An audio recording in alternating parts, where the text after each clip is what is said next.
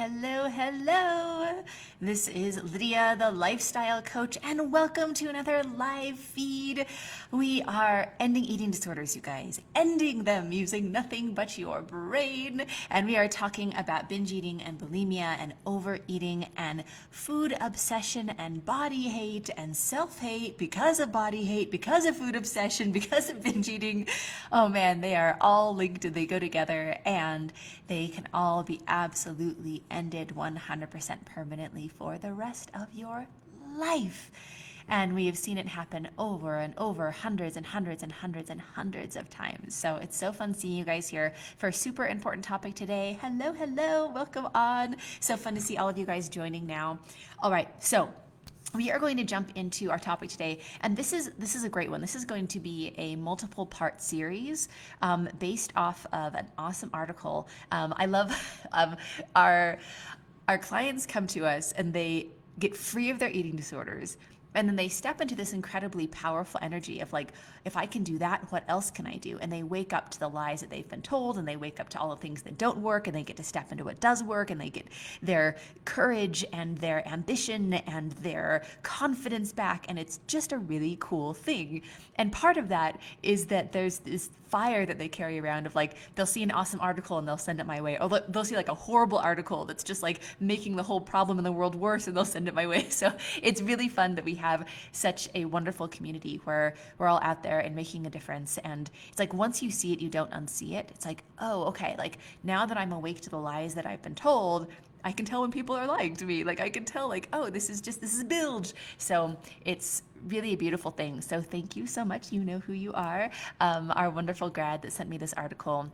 And it's such an awesome article. It warrants actually multiple live feeds. So this is the part one of our series, and it may be a 3-part series, it may be more, depending on how much you want to look into. But I'm really excited to dive into this, because when we talk about ending eating disorders, like we can take somebody from having an eating disorder, it doesn't matter how long, it doesn't matter what their past was like, it doesn't matter what past trauma they've had, it doesn't matter how many things they've tried.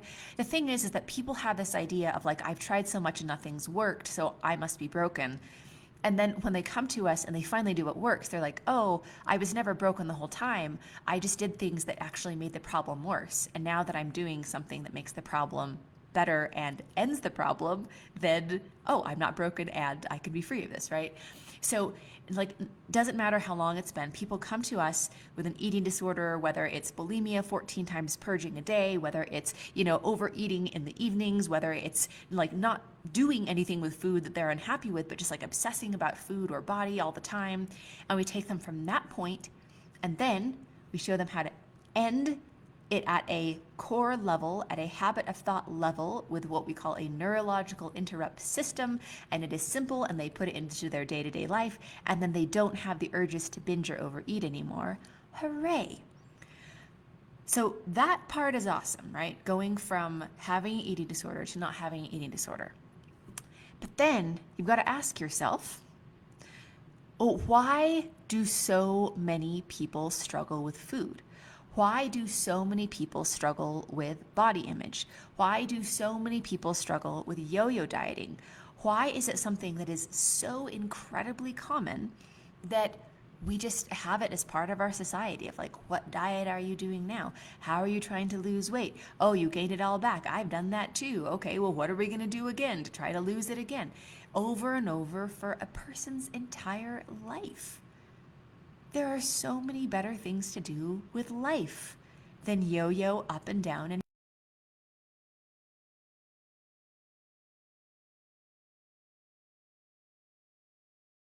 And that is one part of what this live stream is about and what the series is about. Because the number one cause of eating disorders is restrictive dieting.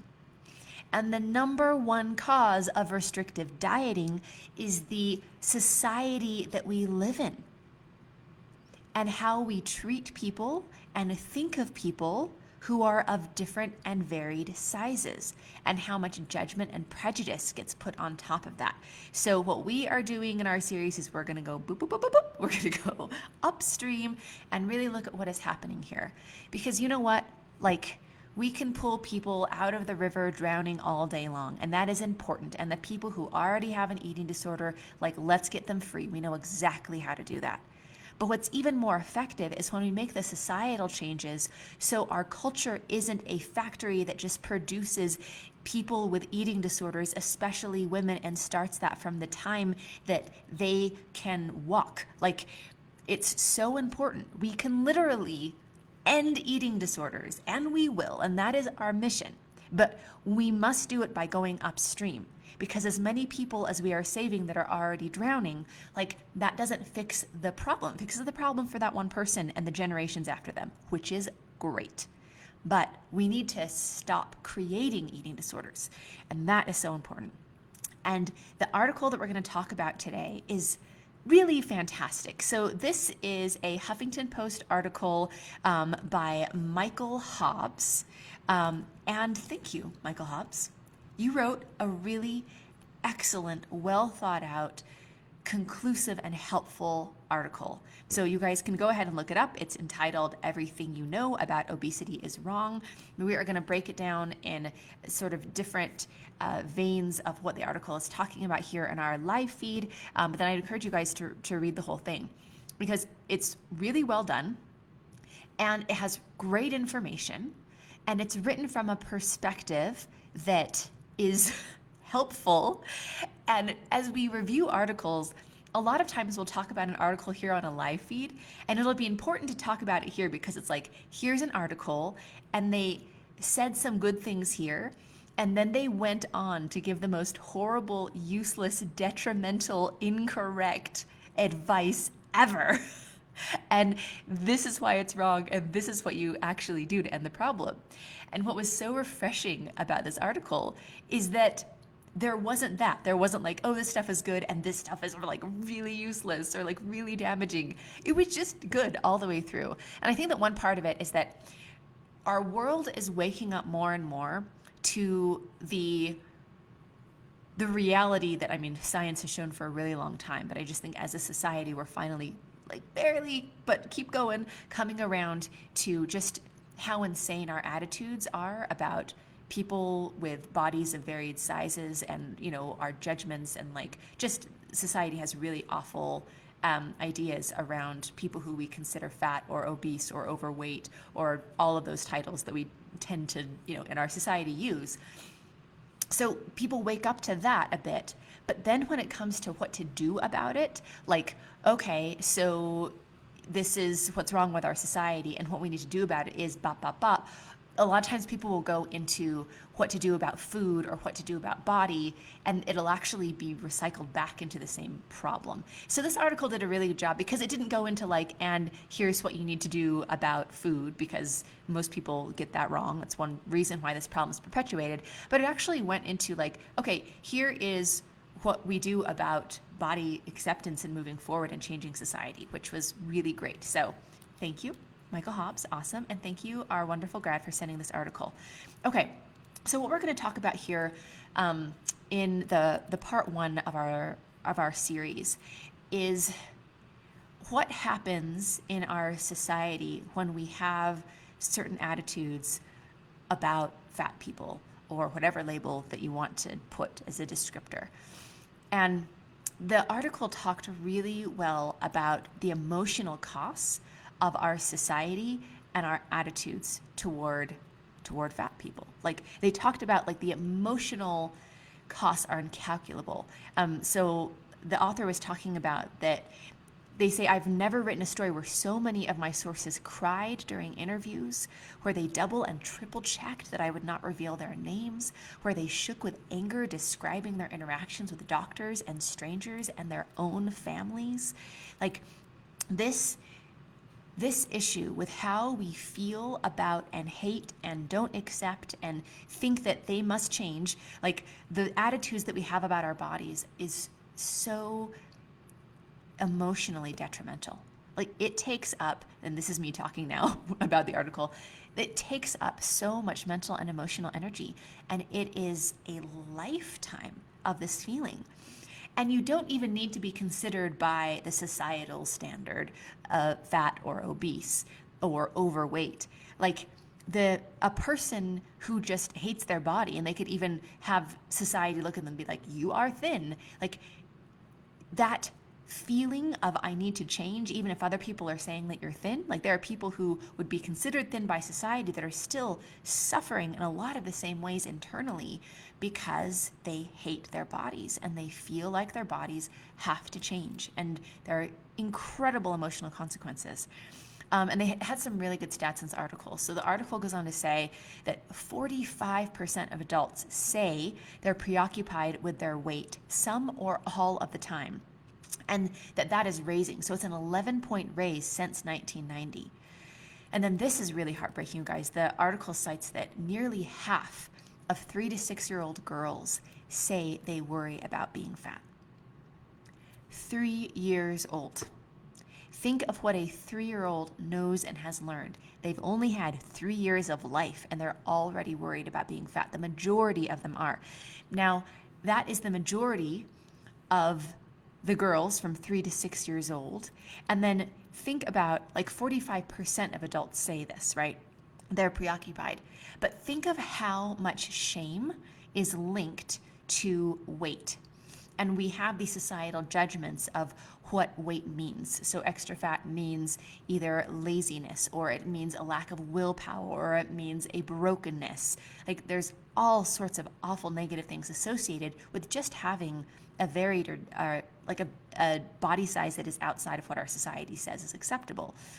And there's so much shame associated with it. So the article says that 45% of adults say that they're preoccupied with it, but think of how many people aren't saying that because they have so much shame about it, and shame goes along with secrecy and hiding, and people don't talk about it. So I would say that those numbers are much, much higher, and even if they are what the article says and they're that low, which is still high, it's still a really awful, detrimental thing that so many people are suffering with. Now, the science is super clear. I know that we have like the lies of the diet industry that are out there, and then we have a reality based on science, and that's been clear for a really long time. And what happens is, and we'll talk about this later, like those things get mixed up, and then we tend to believe the thing that has been advertised to us most as opposed to the thing that is true, right? So I love how this article broke down some other stats as well. So it said, and this is the success rate, I should rather say the failure rate of diets. This is really clear, you guys. So since 1959, that was quite a while ago. This isn't like news hot off the press. Like this is very recently known, or like it's not a recently known thing. Like we've known it for a long time. Research has shown that 95 to 98% of attempts to lose weight fail, and 2/3 of dieters gain back more than they lost. 95 to 98% of the time, you guys. And think of what the diet industry, so I'm stepping out of the article now and now commenting on it.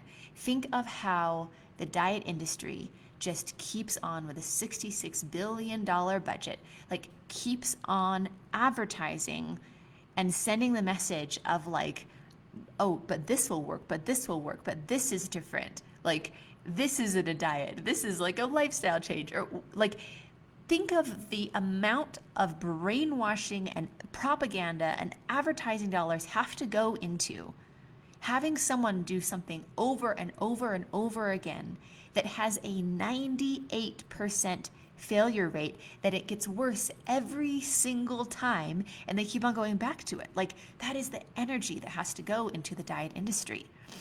And the article talks about that the reasons that this happens, why there's failure, why like people gain the weight all back plus some, is those reasons are biological and irreversible. Irreversible. So it goes on to say, as early as 1969, research showed that losing just 3% of your body weight resulted in a 17% slowdown of your metabolism, a body-wide starvation response that blasts you with hunger hormones and drops your internal temperature until you raise back up to your highest weight. So keeping weight off means fighting your body's energy regulation system and battling hunger all day, every day for the rest of your life. All right, so let's talk about that. Biological and irreversible. And we've done live feeds on this before, but this is just more good information for you guys to understand. Think of the pattern of like, okay, I'm going to lose the weight. And so you start losing weight and you're restricting calories and you're restricting food groups, and you start getting really hungry, and it starts getting harder and harder to lose the weight, and the weight starts coming back on. And instead of just being like, this is the natural, irreversible, biological reaction that my body has to dieting, we say, what is wrong with me? Why am I so hungry? Like, why does the weight keep on coming back? Why am I so broken? Why do I have no self-control? Has nothing to do with self-control.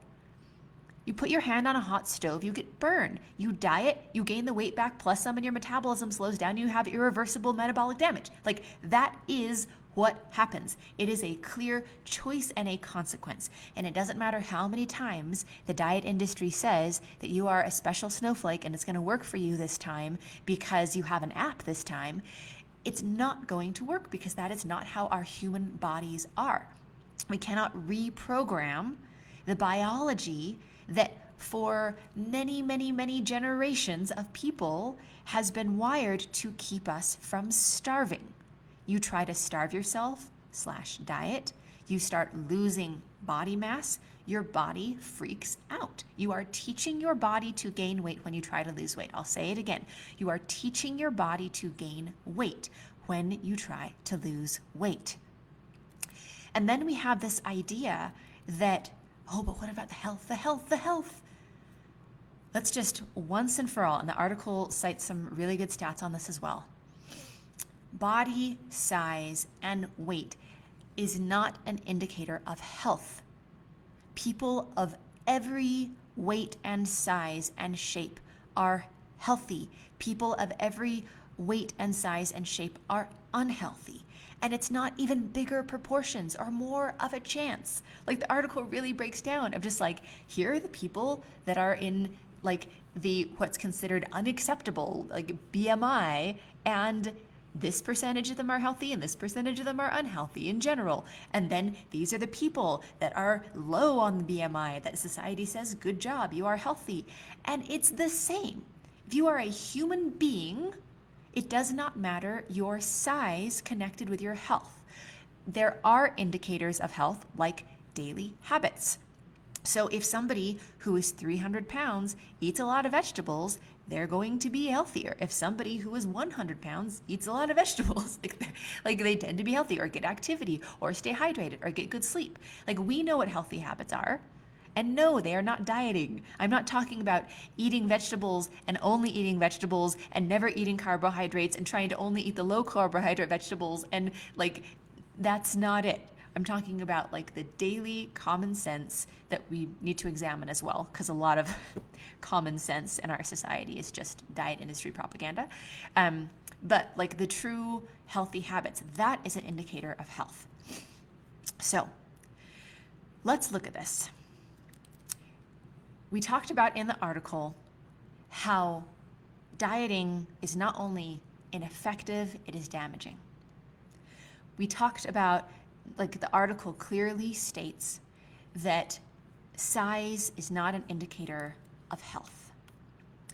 And we talked about that despite all of that, knowing that diets fail, knowing that like weight is not an indicator of health, we still have girls starting at 3 years old being terrified of being fat. So then we ask, why? So we'll go into some other live feeds talking more about the article, but I'm going to just comment here about really what we know and how we need to change in society and what we can do about it. So we have to ask ourselves, why do we cling so strongly? Why is there so much in our mind and our heart that wants to believe that weight and being heavier is linked with being unhealthy? Why do we want to believe that, despite the science, despite the evidence, despite our own experience in life? Why do we cling so strong to this idea of I have to lose weight for my health? I have to lose weight to my health. And this is why, and I say this with all the love and the kindness, and I've been there and know that it's not about us individually, it's because of the society that we live in. One big reason that we cling to that idea is because we do not want to, and it is uncomfortable to look at the insane thoughts that we have about fat people in our society. We think as a society and are taught from the moment that we are born to think about fat people in a certain way that is insane and is fat phobic and is prejudiced and is damaging and is awful. And we don't want to look at that. And if we can cling to this idea of like, oh, but it's not about whether that is directed at other people or directed at us. Oh, well, I mean, it's not about, like that I don't think that fat people are okay or I'm not okay this size. For my health. I really want all my children to be thin for their health. I really want my parents to be thin. Oh, it's not about bodies, their health, it's their health. Okay, but we just established that it has nothing to do with health, that a person can be healthy at any size. So let's just do a quick little thought experiment, just to note like the feelings that come up because of the society that we have been raised in. If I could wave a magic wand right now, and you could choose, I'm gonna wave a magic wand, and in 3, 2, 1, you need to choose. You can either be thin and have diabetes. That's option number 1. You clearly have a life-threatening health issue, but you're gonna be thin. For the rest of your life, you're gonna have diabetes, but you're gonna be thin. That is option number 1. And the second one, your second choice is when I wave this magic wand and count down, you can be totally and completely healthy. Your blood work is gonna come out great. You're never gonna have diabetes. You're gonna be healthy, but you're gonna be 20 pounds heavier than you are right now. 3, 2, 1. Just examine what comes up for you. Examine those feelings around how important we have been trained it is to be thin at all costs, because it's not about health. It's about being thin. Well, why do we want so badly to be thin? If weight has nothing to do with health, then why do we want to be thin? And I want you to just honestly ask yourself right now, just examine your own heart and your own mind without judgment. Just look and see what's there. Why? Why do you want to be thin? And I think that whatever is coming up for you right now, even though it may not feel good, or you might know that it's right, or you might know that it's not a good attitude to have, and that it's a prejudice, and that it's like our society should change. You might intellectually know that. But the things that you are truly feeling, they make sense. Not that they're right, but it makes sense that you want that. It makes sense that we all want to be thin, because we live in a society where we treat fat people really badly. And there is nothing special about being thin. On its own, there's nothing special about it, but it's really special in the privilege that it brings with it. Because if you're thin and you're sick and you have diabetes, you know what? The world is gonna be overall a lot nicer to you than if you're larger and you're in perfect health, because of the insane ideas and the judgments that we have about people who are not considered thin. And this is what we need to change in our society. This is a really big deal, you guys, because that internalized fat phobia, that internalized racism, that internalized sexism impacts every single one of us. And especially when we are that thing. And I say this with sensitivity and kindness, but it's an important thing to be said, is that like this prejudice, like with whatever it is that our society is uplifting of this is okay, and if it's not this, then it's unacceptable, that is damaging to everyone, even the people that are in that privileged category. So there is nothing special about being white. But when you have internalized racism, it's understandable to want to be white.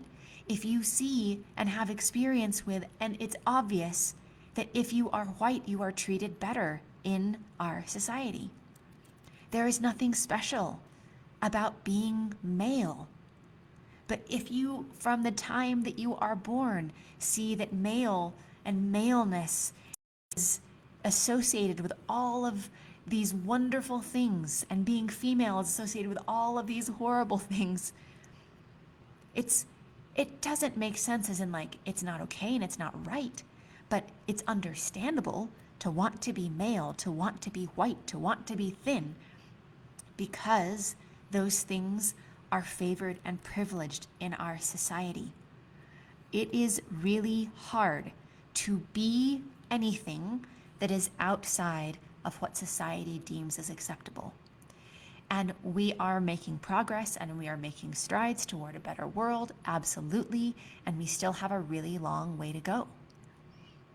And the prejudice that we have against fat people, the ideas and the stigma that we have against fat people is literally creating eating disorders, because women are taught and understand that they are taught this from the time even they are 3 years old. I want you guys to imagine a 3-year-old girl in your mind. Think of how small and innocent and tiny and young that is. From 3 years old, she's terrified of being fat, because it's so clear, even after only 3 years on this planet and being an infant, about how bad and wrong it is to not have a body that looks like the ones on all the advertisements and all the movies and the only image of a woman that we see, pretty much, with few exceptions. So how do we turn this around? Well, it starts with us as individuals, because you can intellectually go to a march, hold up a sign, know intellectually that this isn't right, and still feel so scared inside of being the body shape that you are. And I applaud those courageous and wonderful voices that are standing for change in this world. But as we have heard from so many of our clients who are now free of their eating disorders, and part of that is free of the body shame and being able to be comfortable in their own skin and being able to feel attractive and being able to like know their worth, like that's part of it as well. That so much of the dissonance of why people come to us is they intellectually know that how they feel is not aligned with who they really are. Like, I know that women have worth at any size, but I feel like I have no worth unless I'm thinner. There is a big dissonance there. You will make the most difference in the world when things change first for you. That's how we're going to change this, with individuals. We have an incredible army of amazing people all over the world that are now awake from this awful prejudice, that now can feel good in their own skin, that now can truly see people of any size and know that they all have worth, that have rooted out the awful prejudice that society put into their minds, and they've chosen to put something new and better that serves themselves and the world better in their minds. That's how it starts. That's how it goes. And it's important, because if we can do that on an individual basis, if we can end the prejudice and the fat phobia and be able to have that confidence in ourselves, then it starts having a ripple effect where we don't pass those awful ideas onto our children, where we don't influence others in a way that makes the world worse. We influence others in a way that makes the world better. Like, we have had so many incredible people we've worked with that the ripple effect of the difference that they are making in the world, because they started with them, Like, it has impacted so many people. We have an incredible pediatrician that is in our world. She came to us. She's free from her eating disorder. Like, she now gets to live not only in that freedom from her eating disorder, but waking up to those lies. And she's making such a big difference in the world, because now when parents come in with their children and they say, what do I do? My little girl is 7 years old and she's too fat and we have to do something about it. She, from that place of authority as a health professional, as a doctor, as a pediatrician, is able to say, actually, there's nothing wrong here. And in fact, if you're trying to put your 7-year-old on a diet, you're going to promote an eating disorder in her life. Like, she has that good information now. We have incredible parents that have changed generations of their families because their kids have totally different, and it started with her, right? She can't teach her kids something different than she feels, because kids are intuitive and they know. They're going to become you way more likely than they're going to become the person that you think that they should be or say that they should be. They're just going to become you. So their attitudes have changed. And now their kids' attitudes have changed, and their kids' attitudes are going to change for the better, for that body acceptance, for that true knowing and health and balance and joy and peace around food. We've had incredible teachers that now with their attitudes, things change so much. It's a really beautiful thing, but it starts with us as individuals, and that's where it must start. So if you are in this place where either you are struggling with food yourself, or you are struggling with the image of your body, or you realize yeah, I have been impacted by the society that I've been raised in. I do feel like being thin at all costs is the only way to go. Then I want you to know there's a way out of that. And that doesn't mean sacrificing your health. And that doesn't mean that you have to do something that seems so impossible. It just means that you heal your relationship with food and you heal your relationship with your body, so you can feel good in your own skin and embrace who you truly are and stop hurting yourself with food. And you know how to root out the thoughts in your brain that are killing you and stealing away your life. So I just want you guys to understand that you can absolutely have that freedom. You can absolutely step into a place where you can embrace and know and be at peace with yourself and food permanently for the rest of your life. And it's really just as simple as you start with the first step. That's it. You start with the first step. And that is a free service that we provide, and it's called a breakthrough session. And we're going to get you the foundation of freedom on that breakthrough session. And that foundation of freedom is that we're going to look at exactly what's happening with the cycle of food and how it's impacting you. And then we're going to look at really what you want and what we're fighting for and what freedom is for you. And if we can help you to bridge that gap and get you to the place where you are done and free for the rest of your life, then we will show you how. And we'll show you the next steps, and we'll talk about how to do that from there. Or if not, then we'll know where to best direct you. But either way, you are going to have that foundation of freedom, which is such an important first step. So what you're going to do is you're going to go to lifewithlydia.com/apply. Again, that's lifewithlydia.com/apply. And you can book a free breakthrough session there. Guard that time, show up for yourself, give yourself that gift. We will show up for you.